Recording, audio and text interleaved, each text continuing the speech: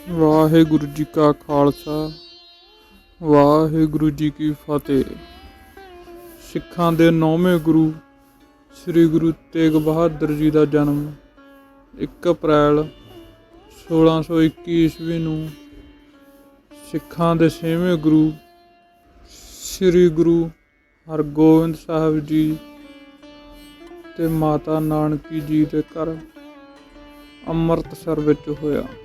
ਆਪ ਜੀ ਪਿਤਾ ਹਰਗੋਬਿੰਦ ਸਾਹਿਬ ਜੀ ਦੇ ਸਭ ਤੋਂ ਛੋਟੇ ਪੁੱਤਰ ਸਨ। ਆਪ ਜੀ ਦੇ 4 ਵੱਡੇ ਭਰਾ ਬਾਬਾ ਗੁਰਦਿੱਤਾ ਜੀ, ਬਾਬਾ ਸੂਰਜਮਲ ਜੀ, ਬਾਬਾ ਅਣੀ ਰਾਏ ਜੀ, ਬਾਬਾ ਅਟਲ ਰਾਏ ਜੀ ਤੇ ਇੱਕ ਵੱਡੀ ਭੈਣ ਬੀਬੀ ਵੀਰੋ ਜੀ ਸੀ। ਇਤਿਹਾਸ ਵਿੱਚ ਦਰਜ ਹੈ ਕਿ ਜਨਮ ਸਮੇਂ ਪਿਤਾ ਗੁਰੂ ਹਰਗੋਬਿੰਦ ਸਾਹਿਬ ਜੀ ਨੇ ਬਾਲਕ ਤੇਗ ਬਹਾਦਰ ਦੇ ਦਰਸ਼ਨ ਕਰਕੇ ਸਿਰ ਝੁਕਾ ਕੇ ਨਮਸਕਾਰ ਕੀਤੀ। ਆਪ ਜੀ ਨੂੰ ਇਸ ਤਰ੍ਹਾਂ ਕਰਦੇ ਦੇਖ ਸਾਰੀ ਸੰਗਤ ਨੇ ਪੁੱਛਿਆ ਕਿ ਆਪ ਜੀ ਨੇ ਬਾਲਕ ਨੂੰ ਦੇਖਦੇ ਹੀ ਸ਼ੀਸ਼ ਝੁਕਾ ਕੇ ਨਮਸਕਾਰ ਕਿਉਂ ਕੀਤੀ। ਤਦ ਗੁਰੂ ਹਰਗੋਬਿੰਦ ਸਾਹਿਬ ਜੀ ਨੇ ਦੱਸਿਆ ਕਿ ਇਹ ਬਾਲਕ ਵੱਡਾ ਹੋ ਕੇ ਦੀਨ ਦੁਖੀਆ ਦੀ ਰੱਖਿਆ ਕਰੇਗਾ। ਬਚਪਨ ਵਿੱਚ ਆਪ ਜੀ ਦਾ ਨਾਮ ਆਪ ਜੀ ਦੇ ਪਿਤਾ ਨੇ ਤਿਆਗ ਮੱਲ ਰੱਖਿਆ। 5 ਸਾਲ ਦੀ ਉਮਰ ਹੁੰਦੇ ਹੀ ਭਾਈ ਗੁਰਦਾਸ ਜੀ ਤੇ ਬਾਬਾ ਬੁੱਢਾ ਜੀ ਤੋਂ ਸ਼ਾਸਤਰ ਵਿਦਿਆ ਦੀ ਸਿਖਲਾਈ ਲਈ ਤੇ ਨਾਲ ਹੀ ਆਪ ਜੀ ਨੇ ਸ਼ਸਤਰ ਤੇ ਘੋੜਸਵਾਰੀ ਵੀ ਸਿੱਖੀ। ਆਪ ਜੀ ਨੇ ਤਲਵਾਰ ਚਲਾਉਣ ਦੀ ਵੀ ਮਹਾਰਤ ਹਾਸਲ ਕੀਤੀ। ਇਹ ਗੱਲ ਉਸ ਵਕਤ ਸਿੱਧ ਹੋਈ ਜਦ 14 ਸਾਲ ਦੀ ਉਮਰ ਵਿੱਚ ਬਾਲਕ ਤਿਆਗਮੱਲ ਜੀ ਨੇ ਪਿਤਾ ਜੀ ਦੇ ਨਾਲ ਪੈਂਦੇ ਖਾਂ ਦੇ ਵਿਰੁੱਧ ਕਰਤਾਰਪੁਰ ਵਿੱਚ ਜੰਗ ਲੜੀ ਸੀ। ਉਸ ਵਕਤ ਬਾਲਕ ਤਿਆਗਮੱਲ ਨੇ ਤਲਵਾਰ ਦੇ ਐਸੇ ਜੋਹਰ ਦਿਖਾਏ ਕਿ ਦੁਸ਼ਮਣ ਆਪ ਜੀ ਦੇ ਸਾਹਮਣੇ ਟਿਕ ਨਾ ਸਕੇ। ਇਸ ਤੋਂ ਖੁਸ਼ ਹੋ ਕੇ ਗੁਰੂ ਪਿਤਾ ਹਰਗੋਬਿੰਦ ਸਾਹਿਬ ਜੀ ਨੇ ਆਪ ਜੀ ਦਾ ਨਾਮ ਤਿਆਗਮੱਲ ਤੋਂ ਤੇਗ ਬਹਾਦਰ ਰੱਖ ਦਿੱਤਾ। ਗੁਰੂ ਤੇਗ ਬਹਾਦਰ ਜੀ ਦਾ ਸੁਭਾਅ ਬਚਪਨ ਤੋਂ ਹੀ ਬਹੁਤ ਕੋਮਲ ਤੇ ਸਹਿਣਸ਼ੀਲ ਸੀ। ਆਪ ਕਿਸੇ ਦਾ ਵੀ ਦੁੱਖ ਸਹਿਣ ਨਹੀਂ ਕਰਦੇ ਸਨ। ਇੱਕ ਵਾਰ ਕਿਸੇ ਗਰੀਬ ਜ਼ਰੂਰਤਮੰਦ ਨੂੰ ਪੈਸਿਆਂ ਦੀ ਜ਼ਰੂਰਤ ਸੀ। ਗੁਰੂ ਜੀ ਤਦ ਆਪਣੇ ਘਰ ਤੋਂ ਸਮਾਨ ਲਿਆ ਕੇ ਉਸ ਗਰੀਬ ਵਿਅਕਤੀ ਨੂੰ ਦੇ ਆਏ। ਜਦ ਮਾਤਾ ਜੀ ਨੇ ਇਸ ਦਾ ਕਾਰਨ ਪੁੱਛਿਆ ਤਾਂ ਆਪ ਜੀ ਨੇ ਕਿਹਾ ਕਿ ਮਾਤਾ ਜੀ, ਇਸ ਸਮਾਨ ਦੀ ਉਸ ਗਰੀਬ ਵਿਅਕਤੀ ਨੂੰ ਆਪਣੇ ਨਾਲੋਂ ਜ਼ਿਆਦਾ ਜ਼ਰੂਰਤ ਸੀ। ਇਤਿਹਾਸ ਵਿੱਚ ਦਰਜ ਹੈ ਕਿ ਆਪ ਜੀ ਦੇ ਵੱਡੇ ਭਰਾ ਬਾਬਾ ਗੁਰਦਿੱਤਾ ਜੀ ਦੇ ਵਿਆਹ ਸਮੇਂ ਗੁਰੂ ਤੇਗ ਬਹਾਦਰ ਜੀ ਨੂੰ ਬੇਸ਼ਕੀਮਤੀ ਕੱਪੜੇ, ਸੋਨੇ ਦੇ ਕੜੇ ਤੇ ਹਾਰ ਪਵਾਏ ਗਏ। ਜਦ ਬਰਾਤ ਚੱਲਣ ਲੱਗੀ ਤਾਂ ਆਪ ਦੀ ਨਿਗਾਹ ਇੱਕ ਭੁੱਖੇ ਨੰਗੇ ਬੱਚੇ ਤੇ ਪਈ। ਆਪ ਜੀ ਉਸ ਨੂੰ ਇਸ ਹਾਲਤ ਵਿੱਚ ਦੇਖ ਕੇ ਇੰਨੇ ਦੁਖੀ ਹੋਏ ਕਿ ਉਸ ਨੂੰ ਆਪਣੇ ਕੱਪੜੇ ਤੇ ਗਹਿਣੇ ਦੇ ਆਏ। ਇਸ ਤੋਂ ਆਪ ਜੀ ਦੇ ਪਿਤਾ ਬਹੁਤ ਖੁਸ਼ ਹੋਏ। ਇਹਨਾਂ ਸਾਰੀਆਂ ਘਟਨਾਵਾਂ ਤੋਂ ਪਤਾ ਲੱਗਦਾ ਹੈ ਕਿ ਆਪ ਜੀ ਕਿੰਨੇ ਦਿਆਲੂ ਸਨ। ਬਾਲਕ ਤੇਗ ਬਹਾਦਰ ਜੀ ਦੇ ਦੂਜੇ ਵੱਡੇ ਭਰਾ ਬਾਬਾ ਅਟਲ ਰਾਏ ਜੀ ਸੀ, ਜੋ ਆਪ ਤੋਂ ਕੇਵਲ 2 ਸਾਲ ਵੱਡੇ ਸਨ। ਦੋਨਾਂ ਭਰਾਵਾਂ ਦਾ ਆਪਸ ਵਿੱਚ ਬਹੁਤ ਪਿਆਰ ਸੀ। ਇੱਕ ਵਾਰ ਦੀ ਗੱਲ ਹੈ ਕਿ ਬਾਬਾ ਅਟਲ ਰਾਏ ਜੀ ਤੇ ਬਾਲਕ ਗੁਰੂ ਤੇਗ ਬਹਾਦਰ ਜੀ ਬਚਪਨ ਵਿੱਚ ਆਪਣੇ ਦੋਸਤਾਂ ਨਾਲ ਲੁਕਣ ਮਿਚੀ ਖੇਡ ਰਹੇ ਸਨ। ਖੇਡਦੇ ਖੇਡਦੇ ਹਨੇਰਾ ਹੋ ਗਿਆ ਤੇ ਹੁਣ ਵਾਰੀ ਮੋਹਨ ਨਾਂ ਦੇ ਇੱਕ ਬਾਲਕ ਦੀ ਆ ਗਈ ਸੀ। ਅਗਲੇ ਦਿਨ ਫਿਰ ਉਹੀ ਖੇਡ ਸ਼ੁਰੂ ਕੀਤੀ ਗਈ, ਪਰ ਬਾਲਕ ਮੋਹਨ ਖੇਡਣ ਨਾ ਆਇਆ ਤਾਂ ਉਸਦੇ ਦੋਸਤਾਂ ਨੂੰ ਲੱਗਿਆ ਕਿ ਮੋਹਨ ਆਪਣੀ ਵਾਰੀ ਤੋਂ ਬਚਣ ਲਈ ਖੇਡਣ ਨਹੀਂ ਆਇਆ ਹੋਵੇਗਾ। ਬਾਬਾ ਅਟਲ ਰਾਏ ਜੀ ਤੇ ਬਾਲਕ ਤੇਗ ਬਹਾਦਰ ਜੀ ਆਪਣੇ ਸਾਰੇ ਦੋਸਤਾਂ ਨਾਲ ਮੋਹਨ ਦੇ ਘਰ ਪਹੁੰਚੇ। ਉੱਥੇ ਪਹੁੰਚੇ ਤਾਂ ਮੋਹਨ ਦੇ ਘਰ ਵਾਲੇ ਰੋ ਰਹੇ ਸਨ। ਉਹਨਾਂ ਨੂੰ ਪਤਾ ਲੱਗਿਆ ਕਿ ਮੋਹਨ ਦੀ ਸੱਪ ਦੇ ਡਸਣ ਨਾਲ ਮੌਤ ਹੋ ਚੁੱਕੀ ਹੈ। ਉਸ ਵਕਤ ਬਾਬਾ ਅਟਲ ਰਾਏ ਜੀ ਨੇ ਮਾਸੂਮੀਅਤ ਵਿੱਚ ਕਹਿ ਦਿੱਤਾ ਨਹੀਂ, ਇਹ ਮਰਿਆ ਨਹੀਂ ਹੈ, ਬਲਕਿ ਇਹ ਤਾਂ ਮਰਨ ਦਾ ਨਾਟਕ ਕਰ ਰਿਹਾ ਹੈ, ਕਿਉਂਕਿ ਉਸਨੇ ਸਾਡੀ ਬਾਰੀ ਨਹੀਂ ਦਿੱਤੀ। ਇਸ ਲਈ ਬਾਰੀ ਤੋਂ ਬਚਣ ਲਈ ਇਹ ਸਭ ਕਰ ਰਿਹਾ ਹੈ। ਇੰਨਾ ਕਹਿੰਦਿਆਂ ਹੀ ਬਾਬਾ ਅਟਲ ਰਾਏ ਜੀ ਮੋਹਨ ਕੋਲ ਗਏ। ਆਪਣੀ ਸੋਟੀ ਦੇ ਨਾਲ ਮੋਹਨ ਨੂੰ ਜ਼ੋਰ ਨਾਲ ਹਿਲਾਉਂਦੇ ਹੋਏ ਬੋਲੇ ਕਿ ਬਾਰੀ ਤਾਂ ਤੇਰੇ ਤੋਂ ਲੈਣੀ ਹੀ ਆ, ਉੱਠ ਖੜਾ ਹੋ ਜਾ। ਕਹਿੰਦੇ ਆ ਕਿ ਉਸ ਵਕਤ ਇੱਕ ਚਮਤਕਾਰ ਹੋਇਆ। ਮੋਹਨ ਉੱਠ ਕੇ ਬੈਠ ਗਿਆ। ਤਦ ਸਾਰੇ ਬੱਚੇ ਮੋਹਨ ਨਾਲ ਖੇਡਣ ਚਲੇ ਗਏ, ਪਰ ਮੋਹਨ ਦੇ ਮਾਤਾ ਪਿਤਾ ਇਸ ਚਮਤਕਾਰ ਨੂੰ ਦੇਖ ਕੇ ਹੈਰਾਨ ਰਹਿ ਗਏ, ਕਿਉਂਕਿ ਉਹ ਚੰਗੀ ਤਰ੍ਹਾਂ ਜਾਣਦੇ ਸੀ ਮੋਹਨ ਨੂੰ ਮਰੇ ਕਈ ਘੰਟੇ ਹੋ ਚੁੱਕੇ ਸਨ ਤੇ ਬਾਬਾ ਅਟਲ ਰਾਏ ਜੀ ਨੇ ਮੋਹਨ ਨੂੰ ਆਪਣੀ ਸ਼ਕਤੀ ਨਾਲ ਦੁਬਾਰਾ ਜੀਵਨ ਦਾਨ ਦਿੱਤਾ ਹੈ। ਜਦ ਇਹ ਖਬਰ ਪਿਤਾ ਹਰਗੋਬਿੰਦ ਸਾਹਿਬ ਜੀ ਤੱਕ ਪਹੁੰਚੀ ਤਾਂ ਆਪ ਜੀ ਬਹੁਤ ਨਾਰਾਜ਼ ਹੋਏ, ਕਿਉਂਕਿ ਆਪ ਜਾਣਦੇ ਸੀ ਕਿ ਉਸਦੇ ਪੁੱਤਰ ਬਾਬਾ ਅਟਲ ਰਾਏ ਜੀ ਹਰ ਤਰ੍ਹਾਂ ਦੀ ਕਰਾਮਾਤ ਦੇ ਮਾਲਕ ਹਨ। ਪਿਤਾ ਹਰਗੋਬਿੰਦ ਸਾਹਿਬ ਜੀ ਨੇ ਆਪਣੇ ਪੁੱਤਰ ਬਾਬਾ ਅਟਲ ਰਾਏ ਜੀ ਨੂੰ ਬੁਲਾਇਆ ਤੇ ਕਿਹਾ, ਪੁੱਤਰ ਜੀ, ਤੁਸੀਂ ਅੱਜ ਪ੍ਰਮਾਤਮਾ ਦੇ ਵਿਰੁੱਧ ਕੰਮ ਕੀਤਾ ਹੈ। ਇਹ ਕੰਮ ਤਾਂ ਪ੍ਰਮਾਤਮਾ ਦਾ ਹੈ, ਕਿਸੇ ਨੂੰ ਜੀਵਨ ਦੇਣਾ ਜਾਂ ਮੌਤ। ਤੁਸੀਂ ਇਹ ਕੰਮ ਚੰਗਾ ਨਹੀਂ ਕੀਤਾ।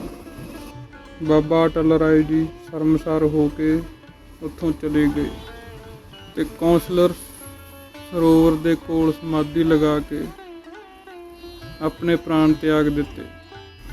ਗੁਰੂ ਹਰਗੋਬਿੰਦ ਸਾਹਿਬ ਜੀ ਨੇ ਆਪਣੇ ਪੁੱਤਰ ਦਾ ਸੰਸਕਾਰ ਆਪ ਕੀਤਾ ਤੇ ਸਾਰੀ ਸੰਗਤ ਨੂੰ ਕਹਿਣ ਲੱਗੇ ਕਿ ਕਿਸੇ ਜੀਵ ਦੀ ਮੌਤ ਤੇ ਜ਼ਿੰਦਗੀ ਪ੍ਰਮਾਤਮਾ ਦੇ ਹੱਥ ਵਿੱਚ ਹੈ। ਉਸ ਦੀ ਰਜ਼ਾ ਵਿੱਚ ਹੀ ਸਭ ਕੁਝ ਹੁੰਦਾ ਹੈ। ਬਾਲਕ ਤੇਗ ਬਹਾਦਰ ਜੀ ਉਸ ਵਕਤ ਸੰਗਤ ਵਿੱਚ ਹੀ ਸਨ। ਬਚਪਨ ਵਿੱਚ ਇਸ ਘਟਨਾ ਦਾ ਉਹਨਾਂ ਦੇ ਕੋਮਲ ਮਨ ਵਿੱਚ ਗਹਿਰਾ ਅਸਰ ਪਿਆ। ਇਹੀ ਕਾਰਨ ਸੀ ਕਿ ਗੁਰੂ ਤੇਗ ਬਹਾਦਰ ਜੀ ਸਾਰੀ ਉਮਰ ਅਡੋਲ ਰਹੇ ਤੇ ਕਦੇ ਕਿਸੇ ਦਾ ਦਿਲ ਨਹੀਂ ਦੁਖਾਇਆ। ਗੁਰੂ ਤੇਗ ਬਹਾਦਰ ਜੀ ਦੇ ਜੀਵਨ ਵਿੱਚ ਇੱਕ ਹੋਰ ਅਨੋਖੀ ਘਟਨਾ ਘਟੀ। ਬਾਬਾ ਗੁਰਦਿੱਤਾ ਜੀ ਬਾਲਕ ਗੁਰੂ ਤੇਗ ਬਹਾਦਰ ਜੀ ਦੇ ਸਭ ਤੋਂ ਵੱਡੇ ਭਰਾ ਸਨ। ਉਹ ਅਕਸਰ ਸ਼ਿਕਾਰ ਖੇਡਣ ਜਾਇਆ ਕਰਦੇ ਸਨ। ਕਹਿੰਦੇ ਆ ਕਿ ਇੱਕ ਵਾਰ ਆਪਣੇ ਸਾਥੀਆਂ ਨਾਲ ਸ਼ਿਕਾਰ ਖੇਡਣ ਗਏ। ਉਸ ਦੇ ਸਾਥੀ ਦੁਆਰਾ ਗਲਤੀ ਨਾਲ ਇੱਕ ਗਾਂ ਦਾ ਸ਼ਿਕਾਰ ਹੋ ਗਿਆ, ਜਿਸ ਨਾਲ ਗਾਂ ਮਰ ਗਈ। ਆਪਣੀ ਮਰੀ ਗਾਂ ਨੂੰ ਦੇਖ ਕੇ ਗਾਂ ਦਾ ਮਾਲਕ ਜ਼ੋਰ-ਜ਼ੋਰ ਦੀ ਰੋਣ ਲੱਗ ਪਿਆ। ਉਹ ਬਹੁਤ ਗਰੀਬ ਸੀ। ਬਾਬਾ ਗੁਰਦਿੱਤਾ ਜੀ ਤੋਂ ਗਰੀਬ ਦਾ ਦੁੱਖ ਝੱਲਿਆ ਨਹੀਂ ਗਿਆ। ਉਸਨੇ ਗਾਂ ਨੂੰ ਜੀਵਤ ਕਰ ਦਿੱਤਾ। ਜਦ ਪਿਤਾ ਗੁਰੂ ਹਰਗੋਬਿੰਦ ਸਾਹਿਬ ਜੀ ਨੂੰ ਇਸ ਗੱਲ ਦਾ ਪਤਾ ਲੱਗਿਆ ਤਾਂ ਆਪ ਨੇ ਇਸ ਦੀ ਘੋਰ ਨਿੰਦਾ ਕੀਤੀ। ਤਦ ਬਾਬਾ ਗੁਰਦਿੱਤਾ ਜੀ ਬਾਬਾ ਅਟਲ ਰਾਏ ਜੀ ਵਾਂਗੂ ਸ਼ਰਮਸਾਰ ਹੋ ਕੇ ਸਮਾਧੀ ਵਿੱਚ ਲੀਨ ਹੋ ਗਏ ਤੇ ਸਰੀਰ ਤਿਆਗ ਦਿੱਤਾ। ਇਨ੍ਹਾਂ ਘਟਨਾਵਾਂ ਨਾਲ ਗੁਰੂ ਤੇਗ ਬਹਾਦਰ ਜੀ ਦੇ ਮਨ ਤੇ ਗਹਿਰਾ ਅਸਰ ਪਿਆ। ਗੁਰੂ ਹਰਗੋਬਿੰਦ ਸਾਹਿਬ ਜੀ ਦੇ ਸਭ ਤੋਂ ਵੱਡੇ ਪੁੱਤਰ ਬਾਬਾ ਗੁਰਦਿੱਤਾ ਜੀ ਸੀ। ਉਹਨਾਂ ਵਿੱਚ ਉਹ ਸਾਰੇ ਗੁਣ ਸਨ ਜੋ ਗੁਰੂ ਬਣਨ ਲਈ ਜ਼ਰੂਰੀ ਸੀ, ਪਰ ਉਹਨਾਂ ਦੇ ਪ੍ਰਲੋਕ ਸੁਧਾਰ ਜਾਣ ਕਰਕੇ ਉਹਨਾਂ ਦੇ ਪੁੱਤਰ ਹਰ ਰਾਏ ਸਾਹਿਬ ਜੀ, ਜਾਨੀ ਕਿ ਗੁਰੂ ਹਰਗੋਬਿੰਦ ਸਾਹਿਬ ਜੀ ਦੇ ਪੋਤਰੇ ਹਰ ਰਾਏ ਸਾਹਿਬ ਜੀ ਨੂੰ 19 ਮਾਰਚ 1644 ਈਸਵੀ ਨੂੰ ਸਿੱਖਾਂ ਦੇ 7ਵੇਂ ਗੁਰੂ ਬਣਾ ਦਿੱਤਾ ਗਿਆ। ਗੁਰੂ ਤੇਗ ਬਹਾਦਰ ਜੀ ਇੰਨੇ ਸ਼ਾਂਤ ਸੁਭਾਅ ਦੇ ਸੀ ਕਿ ਉਹਨਾਂ ਨੇ ਗੁਰਗੱਦੀ ਤੋਂ ਆਪਣਾ ਦਾਅਵਾ ਨਾ ਕੀਤਾ। ਆਪਣੇ ਪਿਤਾ ਜੀ ਨੂੰ ਗੁਰਗੱਦੀ ਲਈ ਕੁਝ ਵੀ ਨਹੀਂ ਕਿਹਾ। ਉਸ ਵਕਤ ਮਾਤਾ ਨਾਨਕੀ ਜੀ ਨੇ ਆਪਣੇ ਪਤੀ ਗੁਰੂ ਹਰਗੋਬਿੰਦ ਸਾਹਿਬ ਜੀ ਨੂੰ ਬੇਨਤੀ ਕਰਦੇ ਹੋਏ ਕਿਹਾ ਕਿ ਆਪ ਜੀ ਨੇ ਆਪਣੇ ਪੁੱਤਰ ਗੁਰੂ ਤੇਗ ਬਹਾਦਰ ਜੀ ਨੂੰ ਗੁਰਗੱਦੀ ਨਾ ਸੌਂਪ ਕੇ ਆਪਣੇ ਪੋਤਰੇ ਨੂੰ ਕਿਉਂ ਦਿੱਤੀ। ਤਦ ਗੁਰੂ ਜੀ ਨੇ ਸਮਝਾਉਂਦੇ ਹੋਏ ਕਿਹਾ ਕਿ ਮੇਰਾ ਸਰੀਰ ਤਿਆਗਣ ਦਾ ਸਮਾਂ ਨੇੜੇ ਆ ਗਿਆ ਹੈ। ਮੇਰੇ ਤੋਂ ਬਾਅਦ ਤੁਸੀਂ ਪਰਿਵਾਰ ਸਮੇਤ ਬਾਬਾ ਬਕਾਲੇ ਆਪਣੇ ਪੇਕੇ ਘਰ ਜਾ ਕੇ ਵਸ ਜਾਣਾ। ਸਹੀ ਸਮਾਂ ਆਉਣ 'ਤੇ ਪੁੱਤਰ ਗੁਰੂ ਤੇਗ ਬਹਾਦਰ ਜੀ ਨੂੰ ਗੁਰਗੱਦੀ ਪ੍ਰਾਪਤ ਹੋਵੇਗੀ। ਸੰਨ 1644 ਈਸਵੀ ਨੂੰ ਗੁਰੂ ਹਰਗੋਬਿੰਦ ਸਾਹਿਬ ਜੀ ਜੋਤੀ ਜੋਤ ਸਮਾ ਗਏ। ਉਸ ਤੋਂ ਬਾਅਦ ਗੁਰੂ ਤੇਗ ਬਹਾਦਰ ਜੀ ਆਪਣੀ ਮਾਤਾ ਨਾਨਕੀ ਜੀ ਨਾਲ ਬਾਬਾ ਬਕਾਲਾ ਵਿਖੇ ਆ ਕੇ ਰਹਿਣ ਲੱਗ ਪਏ। ਉਸ ਸਮੇਂ ਗੁਰੂ ਤੇਗ ਬਹਾਦਰ ਜੀ ਦਾ ਵਿਆਹ ਮਾਤਾ ਗੁਜਰੀ ਜੀ ਨਾਲ ਹੋ ਚੁੱਕਿਆ ਸੀ। ਪਿੰਡ ਬਕਾਲਾ ਵਿੱਚ ਰਹਿੰਦੇ ਹੋਏ ਗੁਰੂ ਤੇਗ ਬਹਾਦਰ ਜੀ ਨੇ 26 ਸਾਲ ਤੋਂ ਵੀ ਜ਼ਿਆਦਾ ਸਮਾਂ ਇੱਕ ਛੋਟੇ ਜਿਹੇ ਕਮਰੇ ਵਿੱਚ ਇਕਾਂਤ ਜਗ੍ਹਾ ਬੈਠ ਕੇ ਕਠਿਨ ਤਪੱਸਿਆ ਕੀਤੀ। ਉਸ ਵਕਤ ਹੀ ਕੀਰਤਪੁਰ ਵਿੱਚ ਗੁਰੂ ਹਰਿਰਾਏ ਜੀ ਜੋਤੀ ਜੋਤ ਸਮਾਉਣ ਤੋਂ ਪਹਿਲਾਂ ਆਪਣੇ 5 ਸਾਲ ਦੇ ਪੁੱਤਰ ਗੁਰੂ ਹਰਕ੍ਰਿਸ਼ਨ ਜੀ ਨੂੰ ਸਿੱਖਾਂ ਦੇ 8ਵੇਂ ਗੁਰੂ ਬਣਾ ਗਏ। ਪਰ ਗੁਰੂ ਹਰਕ੍ਰਿਸ਼ਨ ਜੀ ਦਾ ਜੀਵਨ ਕਾਲ ਬਹੁਤ ਥੋੜ੍ਹੇ ਸਮੇਂ ਦਾ ਸੀ।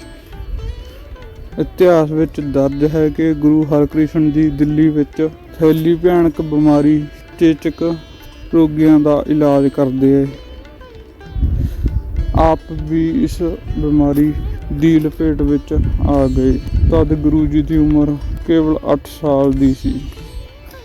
ਉਹਨਾਂ ਨੇ ਆਪਣੇ ਆਖਰੀ ਸਮੇਂ ਵਿੱਚ ਸੰਗਤਾਂ ਨੂੰ ਬਚਨ ਕੀਤਾ ਕਿ ਬਾਬਾ ਜੀ ਪਿੰਡ ਬਕਾਲਾ ਵਿੱਚ ਰਹਿੰਦੇ ਹਨ, ਜੋ ਗੁਰੂ ਬਣ ਕੇ ਸਾਰੀ ਸੰਗਤ ਕਰਿਆ ਕਰਨਗੇ। ਇਹ ਸੁਣ ਕੇ ਸਾਰੀ ਸੰਗਤ ਸਮਝ ਗਈ ਕਿ ਗੁਰਗੱਦੀ ਦੇ ਅਗਲੇ ਵਾਰਿਸ ਪਿੰਡ ਬਕਾਲਾ ਵਿੱਚ ਰਹਿੰਦੇ ਹਨ, ਜੋ ਕਿ ਸਿੱਖਾਂ ਦੇ 9ਵੇਂ ਗੁਰੂ ਬਣ ਕੇ ਸਾਰੀ ਸੰਗਤ ਕਰਨਗੇ। ਇਹ ਖਬਰ ਚਾਰੇ ਪਾਸੇ ਫੈਲ ਗਈ। ਮੌਕੇ ਦਾ ਫਾਇਦਾ ਉਠਾਉਂਦੇ ਹੋਏ ਕੁਝ ਢੋਂਗੀ ਬਾਬੇ 22 ਗੱਦੀਆਂ ਲਗਾ ਕੇ ਖੁਦ ਗੁਰੂ ਬਣ ਕੇ ਬਾਬਾ ਬਕਾਲੇ ਵਿੱਚ ਬੈਠ ਗਏ। ਕਈ ਸਿੱਖ ਸੰਗਤਾਂ ਉਲਝ ਗਈਆਂ ਕਿ ਅਸਲੀ ਗੁਰੂ ਕੌਣ ਹਨ। ਕਹਿੰਦੇ ਆ ਕਿ ਇੱਕ ਮੱਖਣ ਸਾਹ ਲੁਬਾਣਾ ਨਾਂ ਦਾ ਇੱਕ ਵਪਾਰੀ ਸੀ, ਜੋ ਅਕਸਰ ਵਪਾਰ ਦੇ ਕਰਕੇ ਦੇਸ਼ ਵਿਦੇਸ਼ ਜਾਇਆ ਕਰਦੇ ਸਨ। ਇੱਕ ਵਾਰ ਸਮੁੰਦਰੀ ਜਹਾਜ਼ ਵਿੱਚ ਮਾਲ ਲੱਦ ਕੇ ਵਾਪਸ ਆ ਰਹੇ ਸਨ ਤਾਂ ਰਾਹ ਵਿੱਚ ਬਹੁਤ ਭਿਆਨਕ ਤੂਫਾਨ ਆਉਣ ਲੱਗਾ, ਜਿਸ ਨਾਲ ਜਹਾਜ਼ ਡੁੱਬਣ ਲੱਗਾ। ਤਾਂ ਮੱਖਣ ਸਾਹ ਘਬਰਾ ਗਿਆ ਤੇ ਗੁਰੂ ਜੀ ਨੂੰ ਯਾਦ ਕਰਨ ਲੱਗਿਆ ਤੇ ਬੇਨਤੀ ਕੀਤੀ ਕਿ ਹੇ ਗੁਰੂਦੇਵ, ਮੈਂ ਗੁਰੂ ਘਰ ਦਾ ਸੇਵਕ ਹਾਂ। ਇਹ ਜਹਾਜ਼ ਕਿਸੇ ਤਰ੍ਹਾਂ ਵੀ ਕਿਨਾਰੇ ਦੇ ਪਾਰ ਲੰਘਾ ਦਿਓ। ਮੇਰੀ ਇਹ ਇੱਛਾ ਪੂਰੀ ਹੋਣ 'ਤੇ ਮੈਂ ਆਪ ਜੀ ਨੂੰ 500 ਸੋਨੇ ਦੀਆਂ ਮੋਹਰਾਂ ਭੇਟ ਕਰਾਂਗਾ। ਮੱਖਣ ਸਾਹ ਲੁਬਾਣਾ ਦੀ ਅਰਦਾਸ ਜਦ ਅੰਤਰਜਾਮੀ ਗੁਰੂ ਤੇਗ ਬਹਾਦਰ ਜੀ ਨੇ ਸੁਣੀ ਤਾਂ ਉਸ ਦਾ ਡੁੱਬਦਾ ਜਹਾਜ਼ ਪਾਰ ਲਗਾ ਕੇ ਉਸ ਨੂੰ ਬਚਾਇਆ। ਮੱਖਣ ਸਾਹ ਤਦ ਗੁਰੂ ਜੀ ਨੂੰ ਮੋਹਰਾਂ ਭੇਟ ਕਰਨ ਪੰਜਾਬ ਪਹੁੰਚਿਆ। ਉੱਥੇ ਉਹਨਾਂ ਨੂੰ ਪਤਾ ਲੱਗਾ ਕਿ ਸਿੱਖਾਂ ਦੇ 9ਵੇਂ ਗੁਰੂ ਬਾਬਾ ਬਕਾਲਾ ਵਿੱਚ ਰਹਿੰਦੇ ਹਨ। ਮੱਖਣ ਸਾਹ ਗੁਰੂ ਜੀ ਨੂੰ ਲੱਭਣ ਬਾਬਾ ਬਕਾਲਾ ਪਹੁੰਚ ਗਿਆ। ਉੱਥੋਂ ਦੇ ਹਾਲਾਤ ਦੇਖ ਕੇ ਉਹ ਸੋਚੀ ਪੈ ਗਿਆ, ਕਿਉਂਕਿ ਕਈ ਵਿਰੋਧੀ ਚੋਲਾ ਪਾ ਕੇ ਆਪਣੇ ਆਪ ਨੂੰ ਬਾਬਾ ਬਕਾਲੇ ਵਾਲਾ ਗੁਰੂ ਅਖਵਾ ਰਹੇ ਸਨ। ਤਦ ਮੱਖਣ ਸਾਹ ਨੇ ਸੋਚ ਸਮਝ ਕੇ ਵਿਚਾਰ ਕੀਤਾ ਕਿ ਅਸਲੀ ਗੁਰੂ ਹੀ ਜਾਣਦਾ ਹੈ ਕਿ ਮੈਂ 500 ਸੋਨੇ ਦੀਆਂ ਮੋਹਰਾਂ ਉਹਨਾਂ ਨੂੰ ਭੇਟ ਕਰਨੀਆਂ ਹਨ।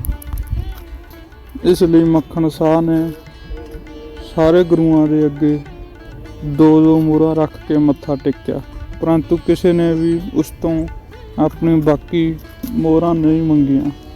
ਤਾਂ ਮੱਖਣ ਸਾਹ ਸਮਝ ਗਿਆ ਸੀ ਇਹ ਸਾਰੇ ਝੂਠੇ ਤੇ ਪਖੰਡੀ ਗੁਰੂ ਬਣ ਕੇ ਬੈਠੇ ਹਨ। ਸੱਚੇ ਗੁਰੂ ਦੀ ਤਲਾਸ਼ ਵਿੱਚ ਮੱਖਣ ਸਾਹ ਆਖਰ ਗੁਰੂ ਤੇਗ ਬਹਾਦਰ ਜੀ ਕੋਲ ਪਹੁੰਚ ਗਿਆ। ਗੁਰੂ ਜੀ ਦੇ ਅੱਗੇ ਉਸਨੇ 2 ਮੋਹਰਾਂ ਰੱਖੀਆਂ ਤੇ ਮੱਥਾ ਟੇਕਿਆ। ਤਦ ਗੁਰੂ ਜੀ ਨੇ ਮੋਹਰਾਂ ਦੇਖ ਕੇ ਹੱਸਦੇ ਹੋਏ ਕਿਹਾ, ਮੱਖਣ ਸਾਹ, ਤੂੰ 500 ਸੋਨੇ ਦੀਆਂ ਮੋਹਰਾਂ ਦੀ ਗੱਲ ਕਰਕੇ ਸਿਰਫ 2 ਮੋਹਰਾਂ ਹੀ ਦੇ ਰਹਾ। ਤੁਹਾਨੂੰ ਗੁਰੂ ਘਰ ਦੀ ਪੂਰੀ ਭੇਟ ਦੇਣੀ ਚਾਹੀਦੀ ਹੈ। ਗੁਰੂ ਤੇਗ ਬਹਾਦਰ ਜੀ ਦੇ ਬਚਨ ਸੁਣ ਕੇ ਉਸ ਨੂੰ ਪੂਰਾ ਵਿਸ਼ਵਾਸ ਹੋ ਗਿਆ ਕਿ ਇਹੀ ਅਸਲੀ ਗੁਰੂ ਹਨ, ਜੋ ਗੁਰੂ ਨਾਨਕ ਦੇਵ ਜੀ ਦੀ 9ਵੀਂ ਜੋਤ ਹੈ। ਮੱਖਣ ਸ਼ਾਹ ਨੂੰ ਬਹੁਤ ਖੁਸ਼ੀ ਹੋਈ। ਉਸਨੇ ਬਿਨਾਂ ਦੇਰੀ ਕੀਤੇ 500 ਮੋਹਰਾਂ ਗੁਰੂ ਜੀ ਦੇ ਅੱਗੇ ਰੱਖ ਕੇ ਮੱਥਾ ਟੇਕਿਆ। ਤਦ ਮੱਖਣ ਸ਼ਾਹ ਇਸ ਖੁਸ਼ੀ ਨੂੰ ਪੂਰੇ ਪਿੰਡ ਵਿੱਚ ਦੱਸਣ ਲਈ ਛੱਤ ਤੇ ਚੜ੍ਹ ਗਿਆ। ਆਪਣੇ ਹੱਥ ਵਿੱਚ ਕੱਪੜਾ ਲਪੇਟ ਕੇ ਲਹਿਰਾਉਣ ਲੱਗਾ ਤੇ ਜ਼ੋਰ-ਜ਼ੋਰ ਦੀ ਬੋਲਣ ਲੱਗਾ, ਗੁਰੂ ਲਾ ਦੋ ਰੇ, ਗੁਰੂ ਲਾ ਦੋ ਰੇ। ਇਸ ਤਰ੍ਹਾਂ ਉਸਨੇ ਸਭ ਲੋਕਾਂ ਨੂੰ ਅਸਲੀ ਗੁਰੂ ਨਾਲ ਮਿਲਵਾ ਦਿੱਤਾ। ਗੁਰੂ ਤੇਗ ਬਹਾਦਰ ਜੀ ਨੂੰ ਸਿੱਖਾਂ ਦਾ 9ਵਾਂ ਗੁਰੂ ਬਣਾ ਦਿੱਤਾ ਗਿਆ। 19 ਜੂਨ 1665 ਨੂੰ ਮੱਖੋਵਾਲ ਦੇ ਜੰਗਲ ਵਿੱਚ ਕਹਿਲੂਰ ਦੇ ਰਾਜੇ ਨੇ ਆਪ ਜੀ ਨੂੰ ਕੁਝ ਭੂਮੀ ਦਾਨ ਕੀਤੀ, ਜਿੱਥੇ ਆਪ ਜੀ ਨੇ ਚੱਕ ਨਾਨਕੀ ਨਗਰ ਵਸਾਇਆ, ਜੋ ਬਾਅਦ ਵਿੱਚ ਆਨੰਦਪੁਰ ਸਾਹਿਬ ਦੇ ਨਾਮ ਨਾਲ ਮਸ਼ਹੂਰ ਹੋਇਆ। ਗੁਰੂ ਤੇਗ ਬਹਾਦਰ ਜੀ ਨੇ ਸਿੱਖ ਧਰਮ ਦੇ ਪ੍ਰਚਾਰ ਲਈ ਅਨੇਕ ਯਾਤਰਾਵਾਂ ਕੀਤੀਆਂ, ਜਿਸ ਵਿੱਚ ਪਟਨਾ, ਢਾਕਾ, ਅਸਾਮ, ਧੂਬਰੀ, ਮਥੁਰੀ, ਆਗਰਾ, ਸਸਰਾਮ, ਗਿਆ ਤੇ ਹੋਰ ਬਹੁਤ ਸਥਾਨਾਂ ਤੇ ਯਾਤਰਾ ਲਈ ਗਏ। 1666 ਵਿੱਚ ਗੁਰੂ ਜੀ ਪਟਨਾ ਗਏ। ਇਸ ਸਥਾਨ ਤੋਂ ਗੁਰੂ ਜੀ ਭਾਈ ਮਤੀ ਦਾਸ, ਭਾਈ ਸਤੀ ਦਾਸ ਅਤੇ ਬਾਬਾ ਗੁਰਦਿੱਤਾ ਜੀ ਨੂੰ ਲੈ ਕੇ ਅੱਗੇ ਢਾਕਾ ਚਲੇ ਗਏ। ਢਾਕਾ ਵਿੱਚ ਹੀ ਆਪ ਜੀ ਨੂੰ ਆਪਣੇ ਪੁੱਤਰ ਗੋਬਿੰਦ ਰਾਏ ਦੇ ਪਟਨਾ ਵਿੱਚ ਜਨਮ ਹੋਣ ਦੀ ਖਬਰ ਮਿਲੀ। 1670-71 ਵਿੱਚ ਦੁਸਹਿਰੇ ਵਾਲੇ ਦਿਨ ਬਾਲਕ ਗੋਬਿੰਦ ਰਾਏ ਦੇ ਵਸਤਾਰਬੰਦੀ ਦੀ ਰਸਮ ਉਹਨਾਂ ਦੇ ਵੱਡੇ ਮਾਮੇ ਮੇਹਰ ਚੰਦ ਦੁਆਰਾ ਕੀਤੀ ਗਈ। 1673 ਵਿੱਚ ਗੁਰੂ ਤੇਗ ਬਹਾਦਰ ਜੀ ਨੇ ਮਾਲਵਾ ਤੇ ਬਿਹਾਰ ਦੀ ਯਾਤਰਾ ਕੀਤੀ। ਇਸ ਸਮੇਂ ਮਾਤਾ ਗੁਜਰੀ ਤੇ ਬਾਲਕ ਗੋਬਿੰਦ ਰਾਏ ਜੀ ਵੀ ਆਪ ਜੀ ਦੇ ਨਾਲ ਸਨ। 1675 ਈਸਵੀ ਵਿੱਚ ਆਨੰਦਪੁਰ ਸਾਹਿਬ ਵਿਖੇ ਕਸ਼ਮੀਰੀ ਪੰਡਤ ਆਪ ਜੀ ਨੂੰ ਮਿਲਣ ਆਏ, ਜੋ ਕਿ ਮੁਗਲ ਸਮਰਾਟ ਔਰੰਗਜ਼ੇਬ ਦੀ ਧਾਰਮਿਕ ਕੱਟੜਤਾ ਦਾ ਸ਼ਿਕਾਰ ਸਨ। ਇਸ ਸਮੇਂ ਕਸ਼ਮੀਰੀ ਪੰਡਤਾਂ ਦੀ ਰੱਖਿਆ ਲਈ ਗੁਰੂ ਸਾਹਿਬ ਜੀ ਨੇ ਆਤਮ ਬਲਿਦਾਨ ਦਾ ਨਿਸ਼ਚਾ ਕੀਤਾ। ਆਪ ਨੇ ਆਪਣੇ 9 ਵਰ੍ਹਿਆਂ ਦੇ ਆਪਣੇ ਪੁੱਤਰ ਗੋਬਿੰਦ ਰਾਏ ਜੀ ਨੂੰ ਜੁਲਾਈ 1675 ਈਸਵੀ ਵਿੱਚ ਆਪਣਾ ਉੱਤਰਾਧਿਕਾਰੀ ਬਣਾ ਕੇ ਖੁਦ ਭਾਈ ਮਤੀ ਦਾਸ, ਭਾਈ ਸਤੀ ਦਾਸ ਅਤੇ ਭਾਈ ਦਿਆਲਾ ਜੀ ਸਮੇਤ ਦਿੱਲੀ ਵੱਲ ਨੂੰ ਚੱਲ ਪਏ। ਰੋਪੜ ਥਾਣਾ ਮੁਖੀ ਮਿਰਜ਼ਾ ਨੂਰ ਮੁਹੰਮਦ ਨੇ ਆਪ ਜੀ ਨੂੰ ਸਾਥੀਆਂ ਸਮੇਤ ਗ੍ਰਿਫਤਾਰ ਕਰ ਲਿਆ। ਔਰੰਗਜ਼ੇਬ ਨੇ ਕੱਟੜਵਾਦੀ ਫੈਸਲਾ ਸੁਣਾ ਕੇ ਗੁਰੂ ਜੀ ਅਤੇ ਉਹਨਾਂ ਦੇ ਸਾਥੀਆਂ ਨੂੰ ਸਖਤ ਸਜ਼ਾਵਾਂ ਸੁਣਾਈਆਂ। 11 ਨਵੰਬਰ 1675 ਨੂੰ ਸਾਥੀਆਂ ਸਮੇਤ ਤਸੀਹੇ ਦੇ ਕੇ ਸ਼ਹੀਦ ਕਰ ਦਿੱਤਾ। ਭਾਈ ਮਤੀ ਦਾਸ ਜੀ ਨੂੰ ਆਰਿਆਂ ਨਾਲ ਚੀਰਿਆ ਗਿਆ ਅਤੇ ਭਾਈ ਸਤੀ ਦਾਸ ਜੀ ਨੂੰ ਰੂੰ ਵਿੱਚ ਲਪੇਟ ਕੇ ਜਿਉਂਦਿਆਂ ਹੀ ਸਾੜਿਆ ਗਿਆ। ਭਾਈ ਦਿਆਲਾ ਜੀ ਨੂੰ ਉਬਲਦੇ ਪਾਣੀ ਦੀ ਦੇਗ ਵਿੱਚ ਸੁੱਟ ਕੇ ਸ਼ਹੀਦ ਕੀਤਾ ਗਿਆ। ਇਸ ਤੋਂ ਬਾਅਦ ਗੁਰੂ ਜੀ ਨੂੰ ਇਸਲਾਮ ਕਬੂਲ ਕਰਨ ਜਾਂ ਚਮਤਕਾਰ ਦਿਖਾਉਣ ਲਈ ਕਿਹਾ, ਤਾਂ ਗੁਰੂ ਜੀ ਨੇ ਸਾਫ਼ ਇਨਕਾਰ ਕਰ ਦਿੱਤਾ। ਇਸ ਤੋਂ ਬਾਅਦ ਔਰੰਗਜ਼ੇਬ ਨੇ ਗੁੱਸੇ ਵਿੱਚ ਆ ਕੇ ਸ਼ੀਸ਼ ਧੜ ਅਲੱਗ ਕਰਨ ਦੀ ਸਜ਼ਾ ਗੁਰੂ ਤੇਗ ਬਹਾਦਰ ਜੀ ਨੂੰ ਸੁਣਾ ਦਿੱਤੀ। ਇਸ ਤਰ੍ਹਾਂ ਆਪ ਜੀ ਦਾ ਸ਼ੀਸ਼ ਧੜ ਨਾਲ ਵੱਖ ਹੋ ਗਿਆ। ਵੱਖ ਹੋਣ ਕਰਕੇ ਆਪ ਜੀ ਨੂੰ ਸ਼ਹੀਦ ਕਰ ਦਿੱਤਾ ਗਿਆ।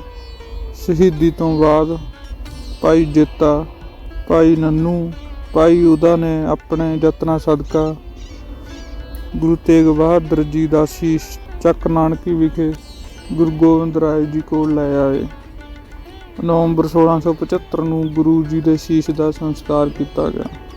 ਗੁਰੂ ਜੀ ਨੇ ਭਾਈ ਜੇਤਾ ਜੀ ਨੂੰ ਰੰਗਰੇਟੇ ਗੁਰੂ ਕੇ ਬੇਟੇ ਕਹਿ ਕੇ ਗਲੇ ਲਗਾਇਆ।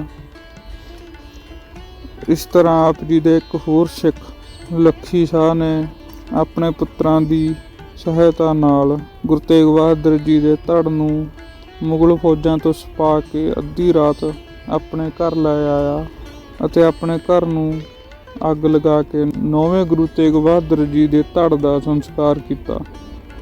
ਇਸ ਸਥਾਨ ਤੇ ਅੱਜ ਕੱਲ੍ਹ ਗੁਰਦੁਆਰਾ ਰਕਾਬਗੰਜ ਸਾਹਿਬ ਬਣਿਆ ਹੋਇਆ ਹੈ। ਤੁਹਾਨੂੰ ਇਹ ਵੀਡੀਓ ਕਿਸ ਤਰ੍ਹਾਂ ਲੱਗੀ ਕਮੈਂਟ ਕਰਕੇ ਜ਼ਰੂਰ ਦੱਸਣਾ।